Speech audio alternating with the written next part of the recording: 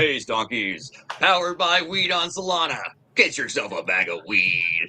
Welcome to High Intelligence. We are sponsored by the Weed Meme Coin 420.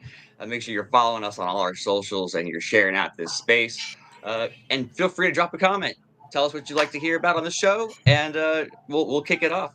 So we got Genius Pothead with us, aka Nick. We got Crypto Stoner here as well, and our buddy Rick is not going to be joining us tonight, but we wish him well. And yeah, happy Friday, everybody.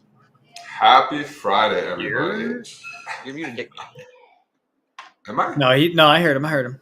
Oh, I was like, am I? Oh, it's good to be back. I missed last week. I was in Vegas with the family for the wife's birthday. Got a couple stories I can tell about that. But yeah, good to be back. Good to be hanging with y'all, talking about crypto and what's going on in the Web3 universe. Excited to be here. I kind of just want to jump right in, but excited to be here. Crypto Stoner, how you doing, bud? Yo, what is up, fam? Happy Friday. Happy 420. I got the dab getting ready. You know, I'll be taking a little poofy poof over talking about this crazy market. Holy crap. Man, from last week to this week, you know, it was wild. And I know I felt so bad because I didn't know if we were doing a live last week, and then I didn't check my phone in time, and I think Tricky was down to do one, so I missed out because we were at all-time highs last week. So apologies for that. But also, you know, we have been doing lots of market analysis. We've been doing lots of market updates on other spaces and platforms. For those of you guys that don't know, I'm even doing a daily updates now. My market update is in the Solana Deads Discord every morning with an in-depth write-up of what's going on, what to expect through the day, if it's a leveraging kind of day, if it's a swing kind of day, if it's a DCA kind of day, or if it's a just watch the market kind of day, which today, with as you can see there with those straight lines down, sir, today is a day that I recommended everyone to be buying. I actually let everyone know that this sell-off was coming in, and it was a little close. I woke up late this morning, but I actually posted this in our Discord before that line started, letting people know that liquidity was about to get wiped, on the map here for the liquidity heat maps. And we've just been seeing a lot of manipulation today. We were talking a little bit before the live about how, realistically, there's tons of Coinbases going into different countries now. There's trillions of dollars eyeballing the market. We have peace talks and ceasefires finally underway with hostage releases and all of these things with the Israeli conflict and the Hamas and all of that stuff. So there is massive amounts of good news coming out as we see this massive sell-off. And we have been talking all month about how it's going to be manipulation, volatility, bouncing top to bottom. And it's exactly what we're seeing. That is where the markets are, they're just kind of playing out how we've been talking about. And, with that, I think this is kind of the setup for the final pullback before we really see FOMC meeting come in and we see rate cuts come in. And all of this, the resistances we're seeing at 116, having a hard time seeing that price go down further, which I'll let Genius Pothead talk on in a sec too, because he was talking about that right before. But with, this happening and this pullback, the resistance at these higher levels is great because this is going to be insanely bullish, in my opinion, when the rate cuts come in, that we're still sitting above 100,000, above 110,000 as a floor price, because like right here, you can see it's starting to flatten out. That catch was at that 116. But, it really started to come. This is where that resistance is. We don't want to fall below that in the markets. The buyers are seeing that as a great price. So, yeah, with all of that said, I think we were talking a little bit before we started the show today about a projection or talks from analysts about the, market. It needs to hold above 100,000. And if it didn't hold above 100,000, essentially we're going into I would say a bear season from what we were talking about. What was that about too, Nick?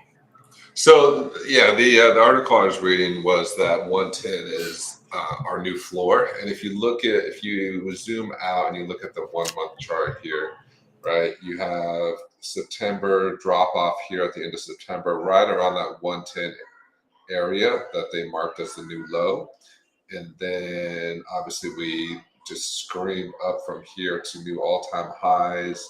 What was it? 126. I just scroll past it. 126,080. And that was just a couple days ago, right? On the 4th, I believe. Or I'm sorry, 6th, I believe. So 4 days ago. And then we had the massive drop off today. But yeah, it's, you mentioned manipulation. There's so much good news in the crypto market that is interesting that there was such a large pullback just in the last 24 hours.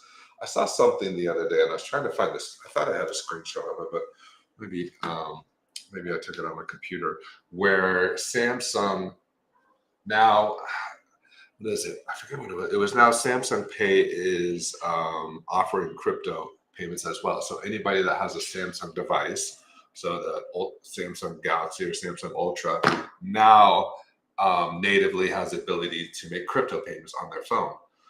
Samsung is obviously one of the largest phone manufacturers in the world, right? And so, we talk about mass adoption. We talk about how that's going to happen. And a lot of it's been, centered around gaming and NFTs and crypto payments within gaming universes like GTA 6 or Roblox or Minecraft or any of those types of games. But it could be something as simple as, crypto payments now being native on your phone. Just like 10 years ago, how, Gmail is native on your phone, and now everybody has Gmail. Or, think of how things are introduced to you as a convenient add-on for what you already have, right? Computers now all come with Windows. Most Androids all come with Gmail and all the the Google suite. And so we're seeing mass adoption happen slowly before our eyes. First it happens slowly, then it happens all at once. So it's these next couple months, because we're October 10th, these next 2.5, 3-ish months are going to be very, very interesting in the blockchain, in the Web3 sphere. And you mentioned the FOMC meeting. Conveniently, the second to the last business day of the month. So October, what did we say? That was October 29th. So Wednesday, October 29th is the next FOMC meeting. So are we going to see a rate cut or not? And we've talked about this in the past, that there is no FOMC meeting in November. So this is going to have major implications, ripple effects, not to be punny, but ripple effects for the rest of the year, depending on what happens at that FOMC meeting at the end of October here. So about 2.5-ish, almost 3 weeks. So a lot of interesting stuff going on in crypto. It's just, these next 3 months are going to be wild. So, pay attention, lock in, buckle up, and let's see what happens these next 3 months. With no meeting. Tricky, what are your thoughts? With no meeting coming up, you think they're going to end up just dropping it by like a half basis? I mean, a whole 50 points, because I was thinking they were going to do 225s. But if they're not having a meeting, are they going to crunch it and give us the 50, or? They could do, 25 in October, another 25 in December. But does Polymarket, or what are the prediction markets saying? Polymarket rate cut in October. I'd be curious what the prediction markets are saying. Fed decision in October. I think we're at like a 93% chance of a 25 basis point, if I remember correctly. That's pretty darn close. 92% chance for a 25% basis point decrease, and only a 3% chance for 50, 7% chance for, that's enough to add up to 100, but whatever. 7% chance for no change. So the likelihood, the odds on betting favorites are for a 25% basis decrease. And here's why. I've been doing a lot of global liquidity watching and just listening to other hedge fund managers, ex-managers, things of that nature. And what I'm starting to see is that a lot of these long-term analysts or these global economic studies are starting to call for the chance of, at least, of an extended liquidity cycle. And what an extended liquidity cycle would mean is that we see less rate cut in big chunks. So like that 50 basis point, why I don't think it'll happen this month is by doing last month, this month, skipping November, doing December 25 basis points again, they would actually give themselves even the ability to cut one more time in January. Analysts are starting to say that if we see rate cuts leading into 2026, that we will be in a full-blown extended liquidity cycle, which would go through Q1. So then they're talking about looking from March to May, somewhere in there being more of the end of the climb for this cycle, which would, with the way that October is being played out right now, we're really not moving much. We've set new all-time highs, but we really haven't. We come right back down to those resistance after just those little points over 22, 24, 25, we still haven't even seen Bitcoin reach its next price discovery, which with that said, with everything, with people saying that there could be an extended cycle into next year now, that also kind of lines up with Bitcoin taking back some of this dominance over the last 3 weeks. We've seen Bitcoin go back up above 58%. So that also, kind of lines up where this next pump, we're seeing Ethereum sell off pretty heavy this week with 11%. Why? Because Bitcoin is loading up for that next moonshot it's going to have. And that next price discovery could be anywhere between 300,000 and 180,000 on Bitcoin. Oh, you said 300 first. I was like, oh man, it's going to go higher. So 180 to 300. Yeah, okay. Yeah, I had to make it sound crazy, Yeah. for the clips. No, but 300. We're gonna get 225s. It would be wild if we just dropped to 50. But they like to do things smooth. They like to, you know what I mean. It's just like if we're gonna burn a bunch of weed, but we're not gonna burn it all at once. Polymarket has the December rate cut, 25% basis point at a 72% likelihood. And then January, as of today, they have January at only a 29% likelihood for 25 basis points. 61% likely no change. So interesting. And how about this? Maybe they take a break in January. But then February, they're able to do a 25, and that does kick into that April cool down, May cool down, which, sell it, or what is it? Sell it, May, go away. So if you say, it sounds too good to follow pattern, but realistically, now if you zoom this out like this, where we are, it makes sense that we could pump until that sell in May, because that would be the massive sell off. That would be, you've already missed the top by the way. If you're selling in May, go away. People are usually selling because it's tanking or it's going down. It's correcting. So we should realistically, in that sense, if that plays out that way, we would be out in April. You'd be ready to be stabled out. So according to Polymarket, it says how many Fed rate cuts in 2026? 1 rate cut, 25 basis points. 14%, 2 rate cuts, 50 basis points, 20%, 3, 21%.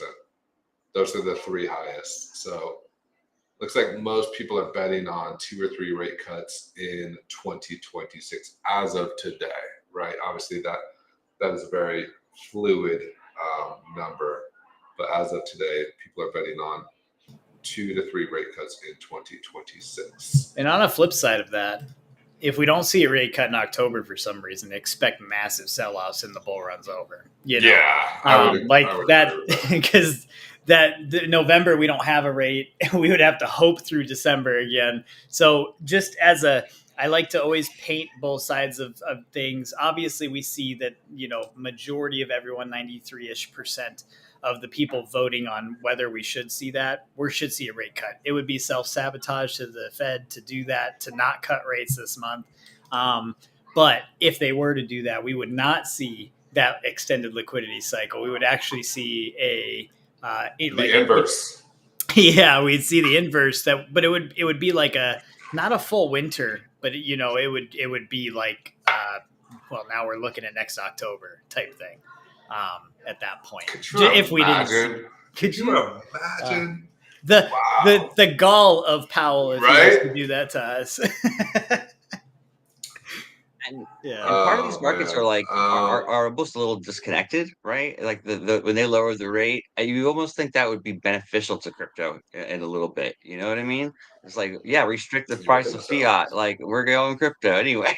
I Yeah. saw Well, some. go ahead. Go Go ahead. ahead. No, go I ahead. was just gonna say Michael Saylor said there's no tariffs on Bitcoin. Said it this morning. You Yeah. know, no tariffs on Bitcoin, no tax. You know, it's Bitcoin. That's it. Go ahead. No. I saw something, and I'm trying to find the article. I don't know if it's Cointelegraph or what. It said that Bitcoin is too closely following the Nvidia price action, and so they're worried that if Nvidia crashes, I'm trying to find it, then Bitcoin's going to crash. They think it's like a bubble, like a Yeah. tech bubble, essentially, but between Bitcoin and Nvidia. And Nvidia. I can see why, but here's the thing: because of how Bitcoin, this is my opinion, of course, but because of how Bitcoin works and what it is, I think what's happening is we're seeing Bitcoin attach itself to whatever's currently pumping. So watch Nvidia sell off, but AI take off. Bitcoin keeps going with AI. Watch AI slow down and mining pick up, and Bitcoin takes off. So it could.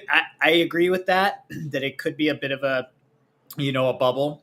But at the same time, what if Bitcoin just keeps following whatever is actually expanding because people are using its technology to expand their whatever that market is, and so Bitcoin could just keep pumping with each market that develops with it. And we continue to see these ETF filings like nonstop for these different cryptos. So this is not going away anytime soon. This isn't like 4 years ago where people still thought Bitcoin would go to zero and crypto was a scam and all that rhetoric. This is institutional adoption, right? This is mainstream adoption where grandma now has a little bit of the BlackRock Bitcoin ETF in her portfolio. So this is quite the inflection point for the crypto space. And in my opinion, we haven't seen mass adoption, and we still haven't seen true utility for Bitcoin or for crypto beyond, a store of value, beyond digital gold. When we're talking about RWAs, when we're talking about NFTs as, from a digital, membership, loyalty, receipt, blah, blah, blah standpoint, tokenization. I mean, there's still massive opportunities within RWA's tokenization. Even these massive corporations like Amazon, Apple, Google developing their own stable coin, if you will, their own cryptocurrency. I don't think we've even come close to approaching any sort of mass adoption, but utility really in the blockchain space. I don't know. Where do you guys stand on that? The payments are cheaper when it comes down to it. It is faster, and it's a growing market segment. Just that it's right on the tip of the news. You know what I mean? So everyone is kind of being introduced to it right now. And the amount of Solana and other coins that are being allocated for these ETFs, this is great because the stock market moves slow and obvious. So they're going to be like, we're doing another ETF with these guys in it. And that's what's about. That's what you go do. And you do research on all those. You might want to pick a couple of them. But that's how it's going to work. There's a lot of demand now, and in 401ks, people want exposure and they don't want the risk. They just want someone to handle it and get a basket of goodies. I mean, plus security, 5 right? years, everyone will have crypto, just because that's how often someone in America changes jobs. So you change jobs, you get a new 401k. If it's properly balanced at all, it's going to have some allocation to crypto. You can't just leave out any asset class. So. Well, yeah, an article on Cointelegraph. Morgan Stanley opens crypto funds to all clients. Morgan Stanley's wealth management division will initially cap crypto allocations and begin with Bitcoin funds from BlackRock and Fidelity, potentially adding choices later. So yeah, good point. When you change jobs and you get it, and you now have a new 401k with whoever, right? what's going to be in there? Is a BlackRock ETF going to be in there, or just, a Bitcoin ETF in general? Is it Solana? Is it Ethereum? Is it a Doge? And how much of that is going to be MicroStrategy? How much of that is going to be, some of these other companies that actually have a Bitcoin reserve strategy? I imagine, there's going to be a percentage or two in most people's funds within the next 5 years, right? At least. And if they're not making money. I just Not like the ones that are, anyways. Well, I think what's going to happen is, when Bitcoin does hit that 300,000 that CryptoStoner is predicting, people are going to start calling their Morgan Stanley rep.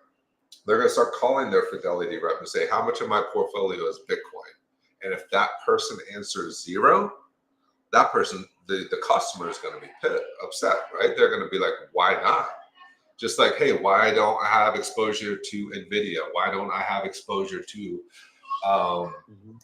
whoever, Tesla or Google or Apple? Like, that's going to become a household name. Bitcoin is going to become a household name. And when it's pumping, if me as a customer, if I call my financial advisor and I don't have exposure to those stocks and to those, to those cryptos that are pumping, I'm going to be upset. And I'm going to be like, why the hell not? And if my advisor is a dinosaur and he's not paying attention and he doesn't believe in crypto, then I'm going to find another advisor. Yeah. That's my mindset. I mean, you said Morgan Stanley, and if anyone doesn't know, they're a wealth management company. So they have $7.9 trillion that they invest of other people's money. Yeah. And they're profiting on a yearly basis just as an own company of $255 billion that they're making in profit. So that means that everyone else in their company that is investing money is also making money, or they wouldn't be there. And this company can still take out half or a quarter of $1 trillion in profit per year. It goes to show how much power is not in crypto.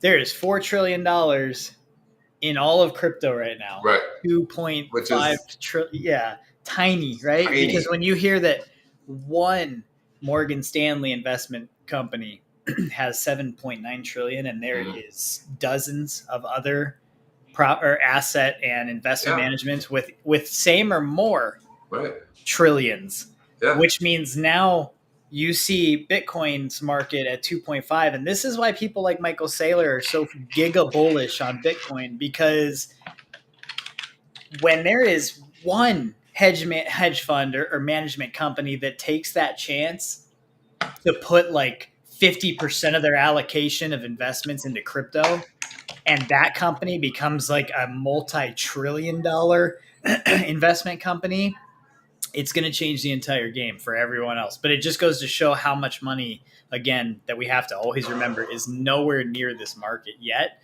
while also, though, we are seeing the setup for all of it to happen, for the mass adoption. And we're seeing institutions. This is an institutional cycle, in my opinion. So this is the bull run for the institutions, the hedge funds. They're going to get this going. They're going to absorb a ton of the allocation or the accumulation process of crypto. And the next cycle is realistically, in my opinion now, after kind of stepping back, looking at everything, talking with people, this is the institutional buy-in that's going to be a bull run. And then that next bull run is going to be the world adoption, or everyone has been building long enough. These companies have their money in, and then all the retail money, a lot of smaller money businesses will all be on that blockchain. And that'll be, I think it'll be a super cycle of adoption at that point. And we're seeing the pre-setup for that now. With the institutions getting in and governments, obviously. I wonder what's going to. So I don't know. I just did a quick Google search, so hopefully this is somewhat accurate. But you mentioned the market cap of all of crypto right now is just north of 4 trillion. Yeah. We'll end up so at like said, 8 well, what's 10? the market cap? Well, what's the market cap? Let's just start with something simple. What's the market cap of gold? Right now it's 26.8 trillion. Okay, so crypto would need to 6.5x all of crypto just to match where gold is today, right? What is the market cap of real estate globally? Anybody want to take a guess? Real estate? Real estate globally. That's a big number, according to. I'm gonna say, just guessing, I'd have to say like 250 trillion, 300 trillion. I was going to say close to that too. I looked this up recently, actually. Just throw out a number. Throw out a number. Higher or lower than 300 trillion? How about that? Can't Google it. What are you doing?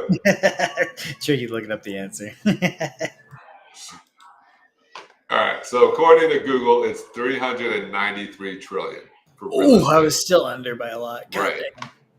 Public equities, 78 trillion. Fixed income, so bonds, 64 trillion. Alternative assets, which I don't know what that is, 19.8 trillion. Are those last year's numbers? Yeah, this is 2024. This year we're at 654 trillion for global real estate. Okay, so it doubled. That's right? Crazy growth.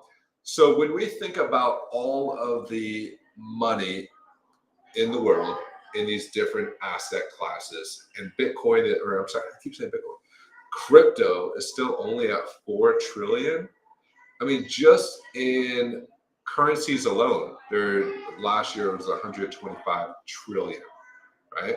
So when we talk about, the ripples of the world, and Swift is apparently developing their own L1, just in commodity, just in money, right? Just in currencies, 125 trillion.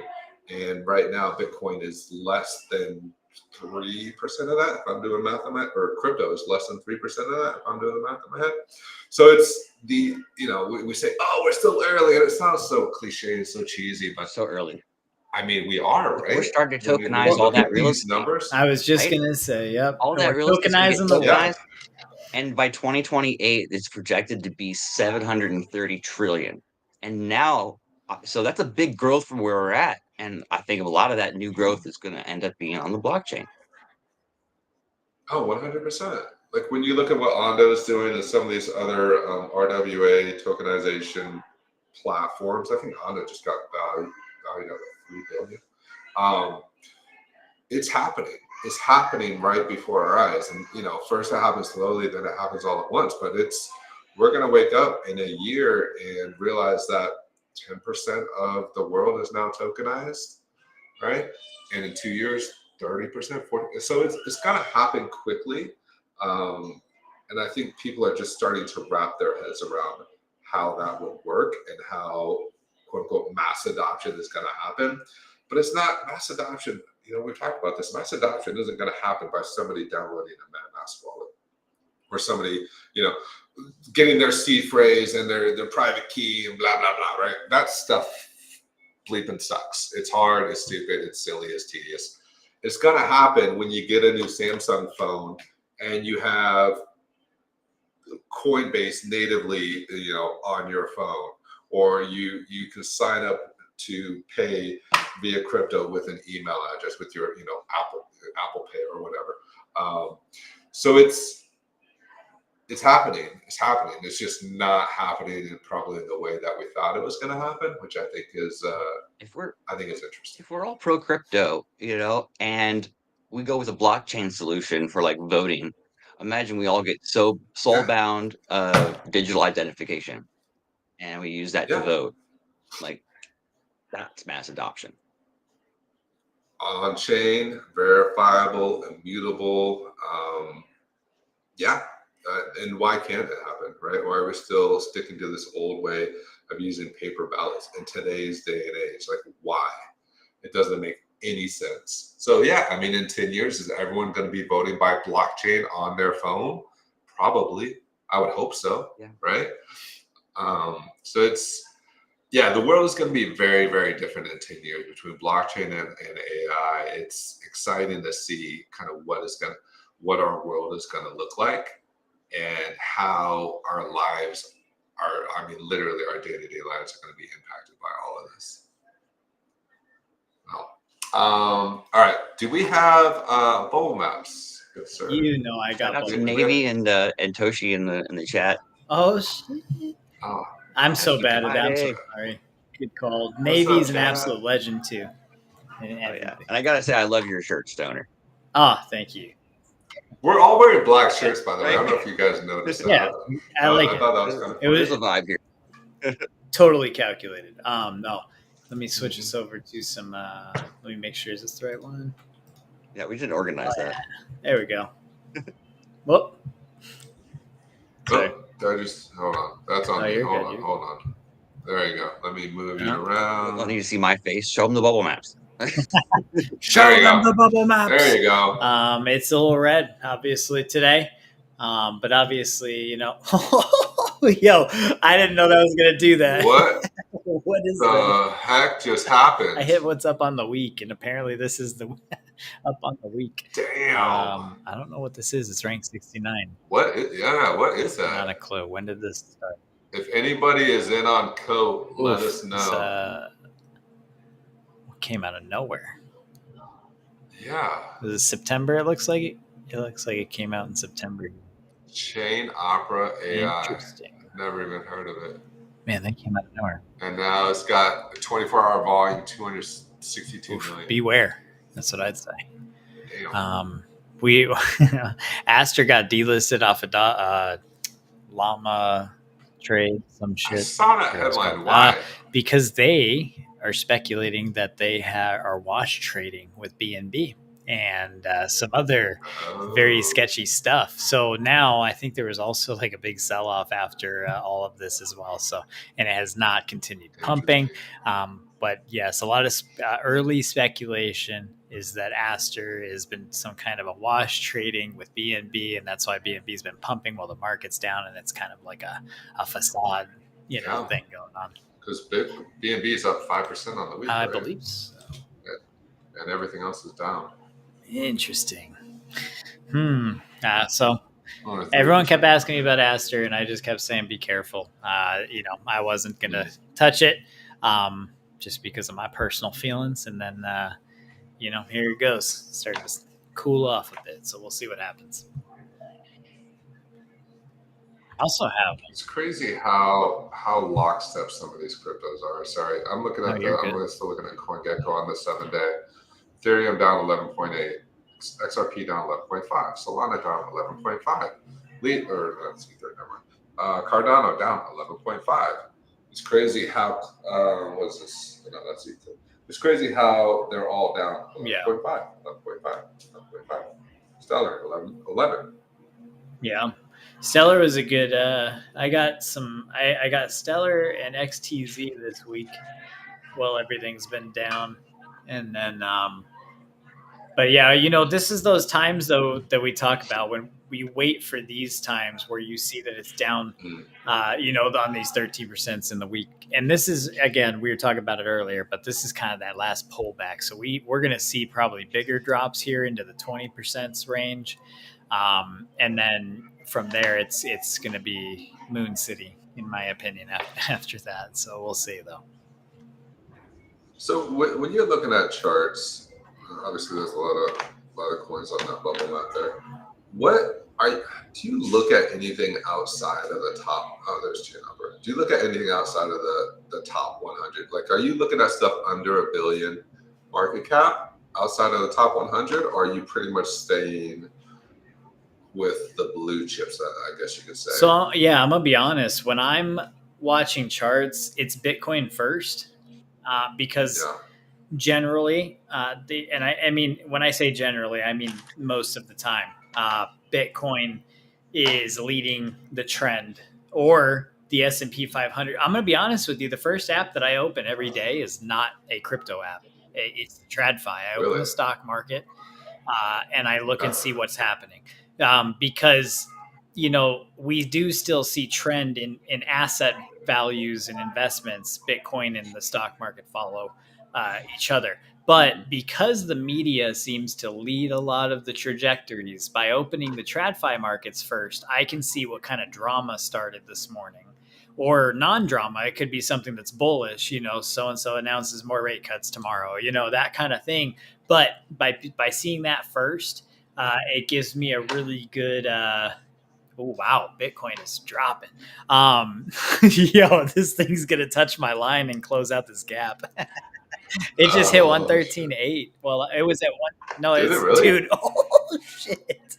Yeah. You guys see I have it up on the screen for everyone right now, but While we're dang, that live. almost touched my line at 112. That I had to close out this gap, which is exactly why I had this line here. I was saying this is the next resistance level before. 112. Oh, it just wicked down to, what is that? Right above Yeah, 112? 112 or 113 on the dot-ish, kind of there. So yeah, goes to show how fast this moves, y'all.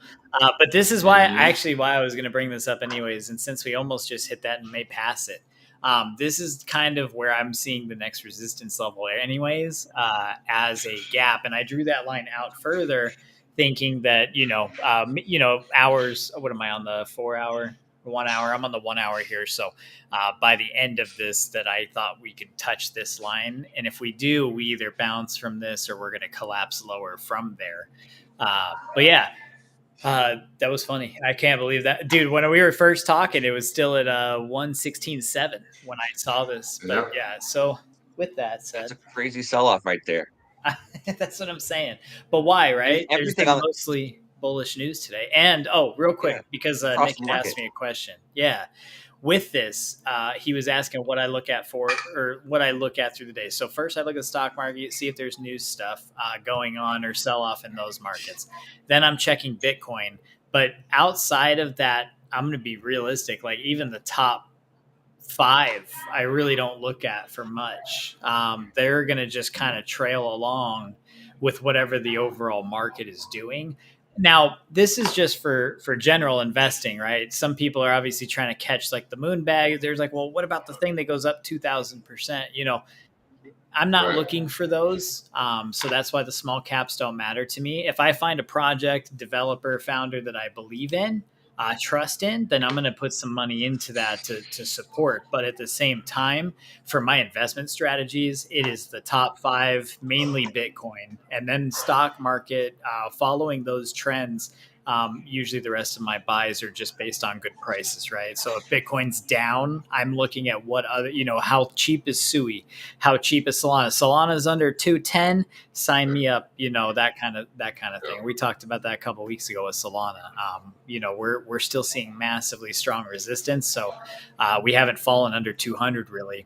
And with that, I think that these markets right now and what we're seeing, these are great times to be accumulating some more before we have this last pump.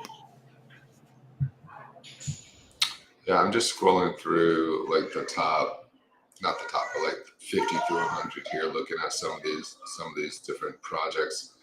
Are we going to see, 4 years ago, 5 years ago, Algorand was in the top 10.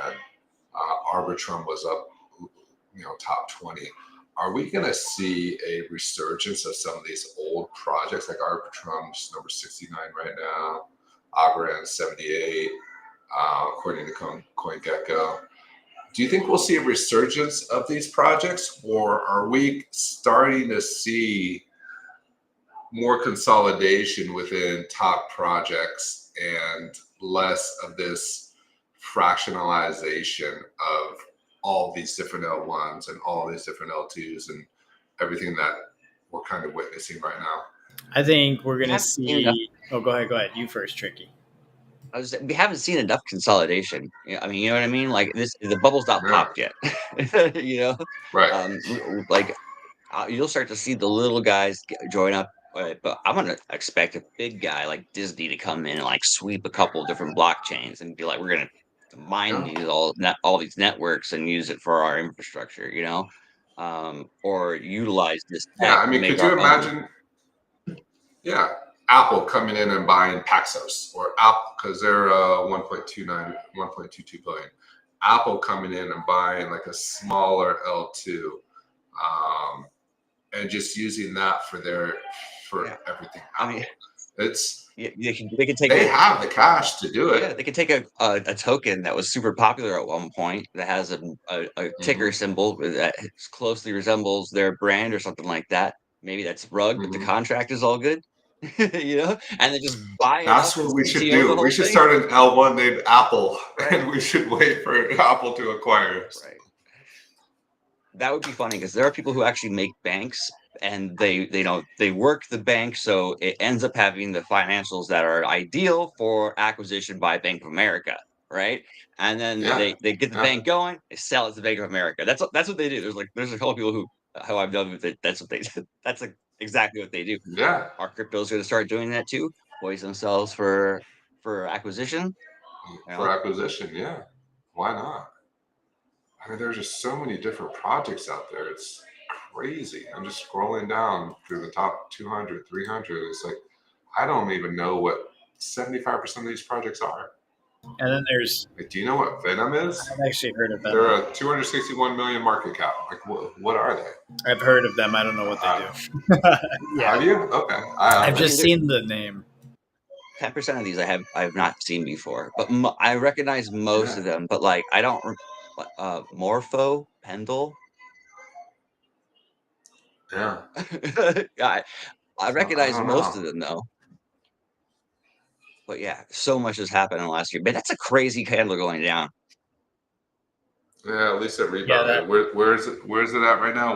back up to 114? 114. Yeah, we tapped 113, back up to 114.7. So almost back up to 115 again. All And you're on the I'm 1 on the hour? 1 hour, and this is about over 5 minutes, 10 minutes now. So should be an interesting weekend. To say the least. Yeah. So, we talk about manipulation, we talk about shakeouts. I wonder how much was just liquidated out of the market. Do we have any news on that? How much just got liquidated? Yeah, I pulled it up earlier, but this is funny. 2 minutes ago, MarketWatch released Morgan Stanley is opening a cryptocurrency investments. Oh, you said this earlier. This is the actual article you talked about. Okay. Yeah. So wait, what was your question? Sorry. Liquidations. Liquidations. I pulled it up earlier. Hold on, I have a screenshot. Because right now we're under 4 million market cap. We're at 3.99. I'm sorry, trillion. 3.99 trillion market So when cap. when the wipe came in this morning, on the hour, it was 429 million liquidated.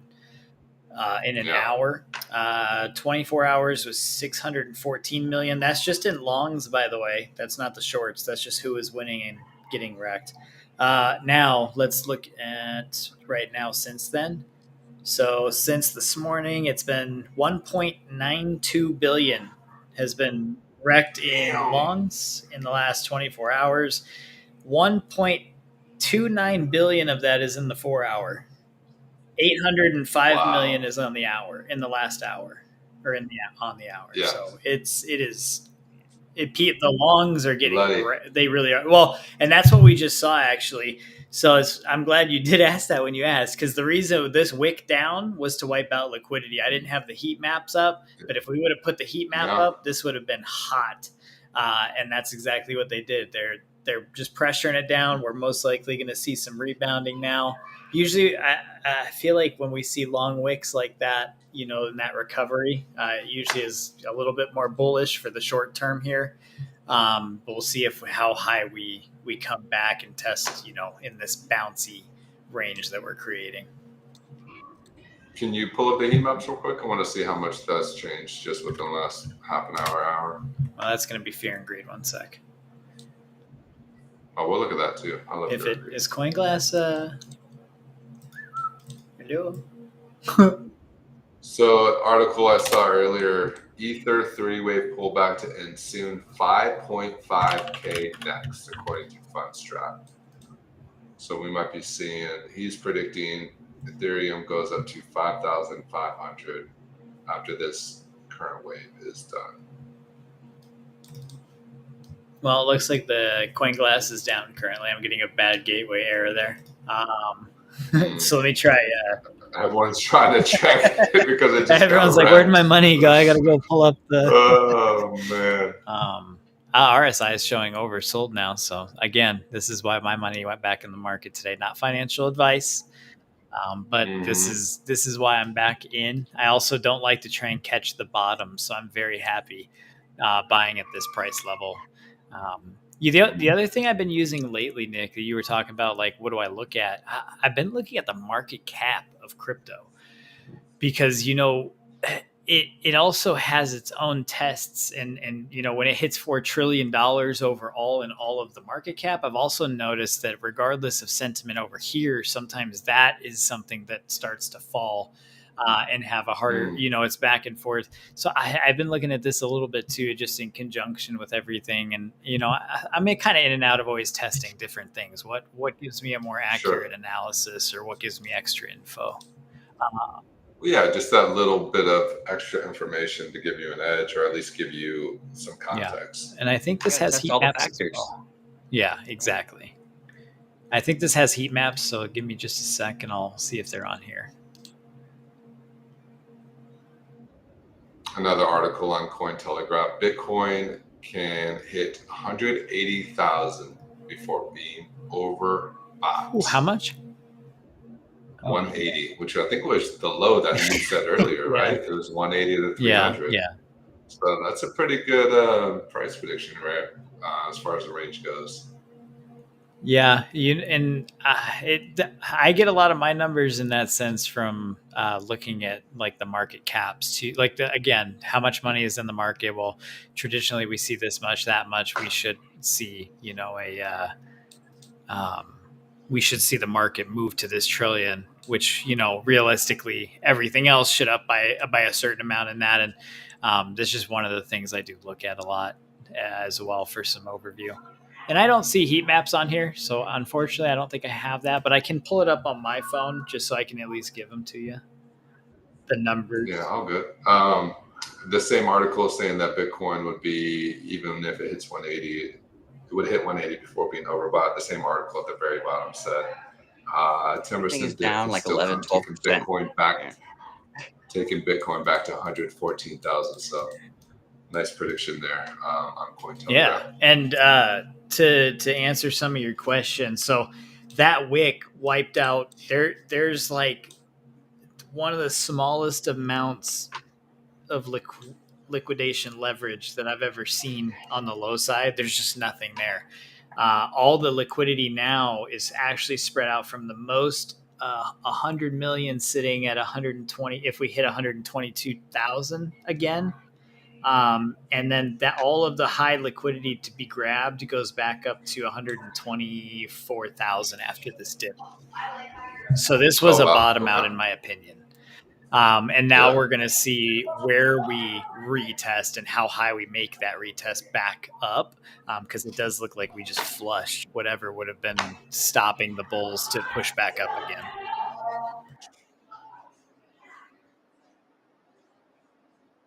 Yeah. These charts are wild. Yeah, everything over the last hour down like 4 to 12%, just like across the board. Mm-hmm. Yeah. Everything's on sale. Is there, higher sale, guys. Yeah. Remember y'all too, like when these kind of things are happening, it's either a buying opportunity or it's a hold moment. This shouldn't stress anyone out, in my opinion. Again, not financial advice. If you guys have your own things going on in real life, things of that nature, we understand that. But if you're selling because you think this is you're losing money, it's because you're not necessarily paying attention to the analytics that are in front of you. And so just be cautious. Don't be quick to sell because you see 11% down. I just bought Dogecoin on Tuesday when it was down and now it's down 12. It's okay. These are the rubber band moments that we've been talking about and telling you guys about for almost a year at this point. That, as we talked about them stringing this along, they did. We talked about this being a long year. If they didn't have rate cuts, we saw that. We saw the tariffs and everything that we talked about do what they did. But we also talked about that when we got to this moment, when we saw the rate cuts coming in, we were going to see a rubber band where we were going to see a big pullback before we saw the slingshot of what's to come for the bull run. And in my opinion, again, not financial advice, but I think this is that last pullback I've been talking about for the last 60 to 90 days. And this is why my money is back in the market. And I've always told people too, when we get to this point, my opinion is that you should, whether you have leverage bags, whether you have intraday bags, whether you have swing, long-term, everything should almost turn into a long-term play as these last pullbacks come in, because you're going to want as much capital in the market to collect as much of this liquidity that floods the market as it pumps. You don't want to be trying to catch, a 10 to 40% gain because you keep pulling in and out of the market where this actually was going to be over a 7-day, 300% gain. You actually end up losing because you didn't just wait. So in my opinion, this is where I am loading every one of my portfolios up to just sit and chill for a couple months. And then I'm going to be looking for that exit strategy. So just kind of updates on it. Yeah. Time in the market versus timing Exactly. the market, right? We've talked about this before, but zooming out, where do you think Bitcoin is going to be higher in 5 years? Yes or no? Do you think Bitcoin is going to be higher in 10 years? Yes or no? Right? That's the bottom line. That's a question you should be asking yourself. So yeah, there is a 5% pullback, 6.5% pullback on the week. But do you think it's going to be higher in 5 years? Do you think it's going to be higher in 6 months? Yeah, I do. I mean, this is crypto, man. The swings are wild. But bottom line, if you look at that chart that's on the screen right now, oh, there it goes. Bitcoin goes up, right? And it's going to continue. Number always goes up. It's that 113 is bullish. Scarcity is a real thing. There's only 21 million. And I mean, think about the last half hour. We just saw 12% wiped out in a lot of things, right? Well, what's the rubber band going to do on the other side? This is reminding me of those days where you fall asleep and you wake up and you don't recognize the numbers in your wallet. Yeah, and it's up 20%. And you're like, what just happened? You wake up and you're like, wait, this isn't. You like check your eyes, like that's not real, right? It corrects, it doubles up, and you're like, we just broke 113, boys. 111, 111.8, 111.6. This is the pullback. I'm telling you. This is happening while we're live. We're talking. That was all ones and nines across. We're at a 111.1, 110. We just broke 110. Are we gonna bounce on 110? This is gonna be interesting. The suspense is killing me. I know. I want to go make a bag of popcorn and just sit here and watch the charts. 110.7. This whole program is just our faces reacting to the chart live. Right. It actually would be a good show. No, it wouldn't be a bad show. I've actually there are channels that do that. It wouldn't be a bad idea. You do it during the volatile times like this, but yeah, I mean, we just bounced all the way back. Isn't this insane though? Just to point out to everyone why the price doesn't matter. Yeah. Since we've been live in less than an hour, we've watched Bitcoin go from 117, 116 down to 110, back up to 112 just now, back to 111. Yeah. Like it doesn't matter. Yeah. The price can move at any moment, and it's gonna just. It's when the pullback is done though, this boom is going to be insane. So we want this a little bit. This is healthy to a certain, we talked about at the beginning. If under 100K, we're starting to worry. 110 is the floor. Right. That means that we can play bouncing into a 108, and as long as we close out the day above that 110, it's still the floor. So all the first timers can calm down. This is how it's supposed. This is how it goes. It's okay. Yeah, we all have to don't watch the charts. Just breathe it in. Yeah, go outside. Turn your phone off. Don't watch the charts. You wake up on Monday. Don't focus on the noise. DCA and if you have money right now, you're just accumulating. If you don't have Toshi deploying more capital, Toshi in the chat deploying more capital. Toshi gets it. See, because these are the moments that we tell people. This is what makes those millionaires. This is what makes the difference. Is people are patient. And I bought at the 115 today, but still, it doesn't matter if it pulls back to 110 here. That doesn't scare me. That's just I didn't want to catch the falling knife, which was this 110 area. So no matter what, my confidence is that at that 115 range that I was putting in my swings, and then anything lower that I put in now, this is just literally going to be made back up to at least the all-time high, to retest that at some point in the near future. And it's literally free money. It's just patience and not over leveraging yourself, not putting more money than you need. Because what happens, I think, is a lot of people get into it with good intentions. They put their money in and they see it go down. And instead of accumulating more, the rent came up and they didn't have any more money. And now they're looking at their account going, well, shit, that's down, but I need to pay rent. And now they take out their, it's those over leverage moments, or those not having a risk tolerance. But, if you're investing, this is a great time to start accumulating, regardless of a little bit lower, because we know we're going to swing back. If you're out of capital to invest, you're just chilling right now. You're just going to wait. Like Nick was saying a minute ago, go outside, you go touch some grass, you relax. Just these aren't scary moments. We have so much bullish room ahead of us here, and so much liquidity eyeballing the market that, this is just buying opportunities. And then from here, we rebound. Yeah, 109. I mean, 108. The entire market. Yeah. it's all going to the zero. Entire The the entire market's down. Dow Jones down 1.9, Nasdaq down 3.5% on the day. S&P down 2.71%, Russell 2000 down 3%. So this isn't just in crypto. The entire market is down. So I don't think anybody needs to freak out right now. I don't know why the entire market's down. I was like, did Trump say something else about tariffs? Because that's what started this. Yeah, what just happened? Yeah. Did the ceasefire stop? Like dead ass? Oh, the Earth stopped spinning. Is that what it was? Well, now X is down. Oh, wow. Okay, well, then it's over. X is down, packing those guys. It was nice knowing you guys. What the? All right, one real quick story from Vegas, and then we'll go. I need to hear it. So I went with the family, and I think I told both you guys this, but it's a pretty funny story for anybody that's listening. So I went with the family, and we were going to zip line over Fremont Street, right, over the old strip.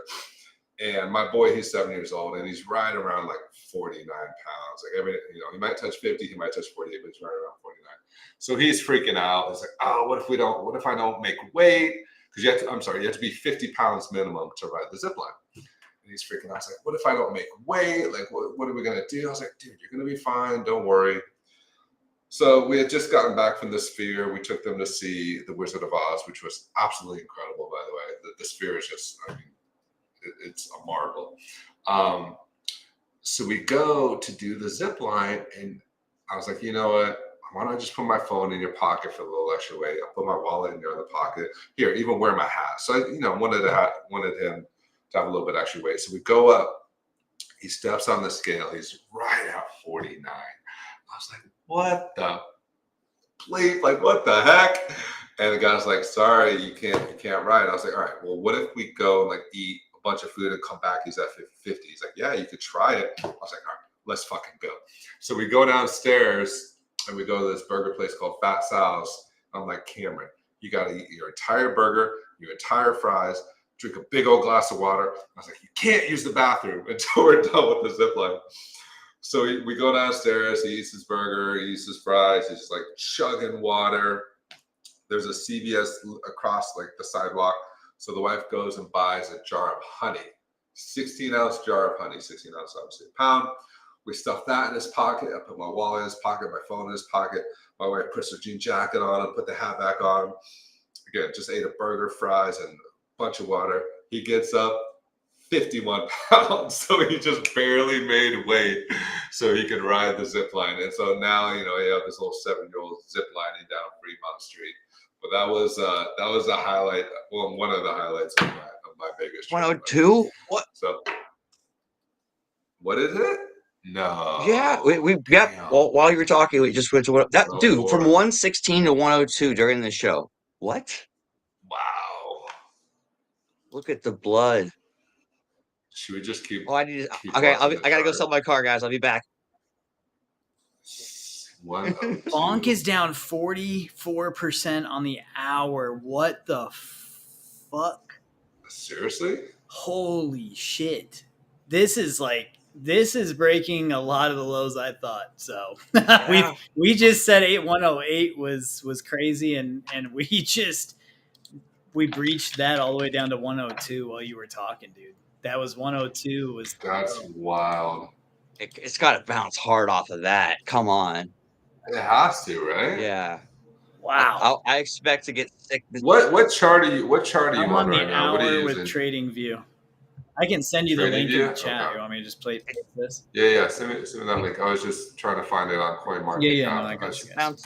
It bounced up $6,000 so, like in the last 3 minutes. Like it. Yeah, back up to 106. This is all manipulation too. Again, I want to stay. Crazy. We're laughing about this because we're like, holy shit, we know that this is coming. We've been talking about this. It's crazy. It happens when we're live talking about it. Yeah. And but this is that manipulation for the price of Bitcoin in the markets to all tank this much. One, something has happened. We don't know yet, though, what has happened, which means that, this is the whale money. This is the people that manipulate the charts. And, they're just washing out everyone that's trying to get into crypto right now. And, it's just a time to you buy where you can. Their purchases. This is how they make their purchases. They sell part of their own bag, create some panic, wait for some sell-offs, and then buy back what they just sold and some. Watch this fear come up. We've been talking about this, right, too?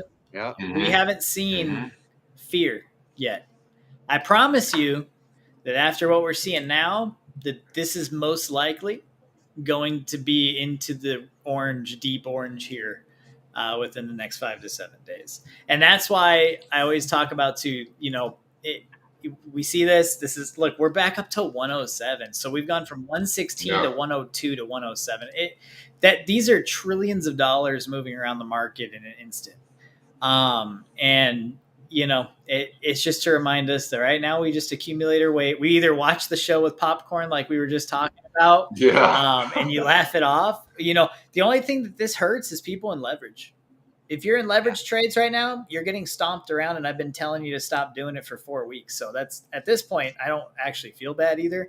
So these are the times that when we're waiting for a massive spike of liquidity and cycles, we're seeing the markets do this. It's just time to either accumulate while you can and then wait. And it doesn't matter if you bought at 126 the other day or if you're buying at 106 right now. Yes, I know the number looks big, but in 2, 3, 4 months, a year from now, it's going to be absolutely balling. Dude, Toshi just said Deds is still up on the day. I haven't checked the 26% for the day. Hey, look at that. So for those of you guys that don't know also, it's been 5 days since the Deds token did launch. So just shout out to the team and everyone that and Rogue for coding all of this and being able to launch this token. But we're super thankful. It's been an amazing start to all of this. And, even on the day, on everything being the way it is, the Deds token is up 36.5% on the day. But it just goes back to remind everyone to, one, thank you guys that supports all of our projects, whether you guys are supporting weed, whether you guys are supporting tricky NFTs, tricky teas, or you're supporting the Deds. All of us are just greatly appreciative, especially because, we know that we're low market cap. We were just talking about low caps and things like that earlier. We are in an industry of, having to, build that community, build that trust, and have, people that believe in that long vision for us. But in that trading time where we're at on the top side here, all of this is just manipulation. All of this right now for today, this scary red we're seeing, Toshi said he hoped that, or he was deploying more capital. I hope you waited like 30 seconds because you said that about a minute before we saw the whole sell off. I think my wife probably just got the best purchase. She's back over 108. It's wifey's smirking. She already made money. She's on her phone and she said, "Should I buy?" And it was at like 102, and I said, "I mean, if you have it," and she did. So we're back up to 108. Let's go.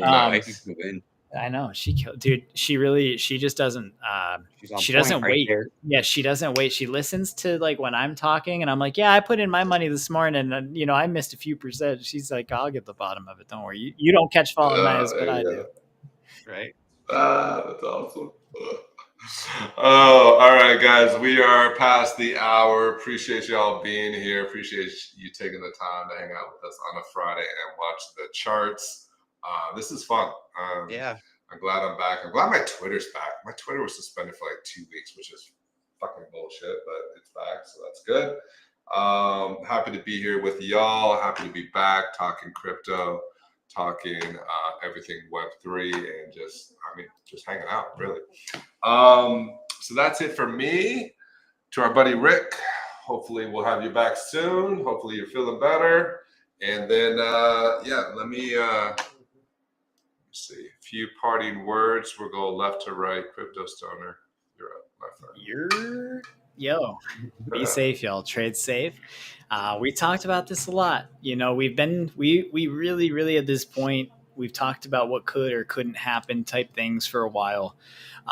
We've all been waiting for this moment, this drop in the market, all of these things. Don't start questioning yourself now.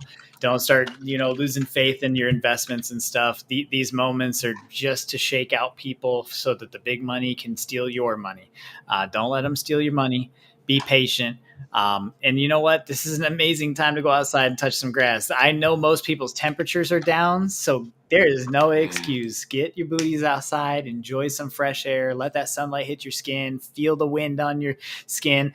Wifey's birthday was yesterday, and so we're going. Happy birthday. Happy birthday!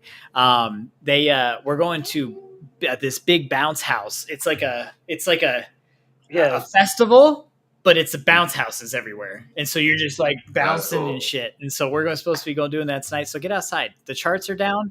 Just go play, go relax. Just don't be fearful, y'all. Don't let the fear in the market shake you out of what you guys trust in and what we kind of talk about together. And again, thank you everyone that's been supporting the Solana Deads, the release of the token, our NFT. We're just massively grateful to everyone. So everyone have an amazing weekend.